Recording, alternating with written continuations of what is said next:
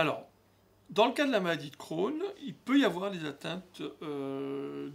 dentaires, en tout cas gingivales, hein, et donc c'est vrai qu'il y a des atteintes spécifiques de la cavité buccale dans la maladie de Crohn, et donc il faut soit faire un bilan systématique, soit être très très vigilant si les patients se plaignent à ce niveau-là, et dans notre cohorte à Nice, on a un certain nombre de patients pour lesquels on a été obligé de faire des extractions dentaires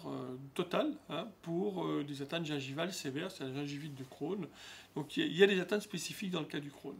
Dans le cas de la rectocolite hémorragique, il n'y a pas d'atteinte dentaire. Pour autant, les traitements peuvent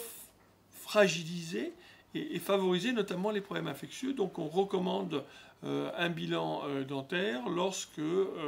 un patient va être traité par la corticothérapie, par les immunosuppresseurs, par les anti-TNF-alpha, parce qu'effectivement, on peut imaginer que s'il y a un petit granulome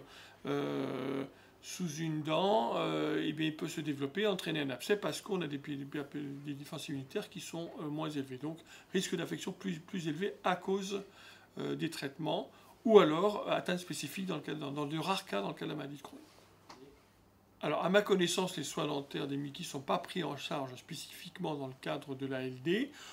sauf peut-être on pourrait discuter dans des cas d'atteinte spécifique de gingivite sévère de Crohn dans de rares cas. Mais les problèmes d'abcès dentaire, par exemple, qui sont peut-être favorisés par les médicaments, ne sont pas pris en charge spécifiquement dans le cadre de l'ALD et dans le cadre de soins dentaires standards.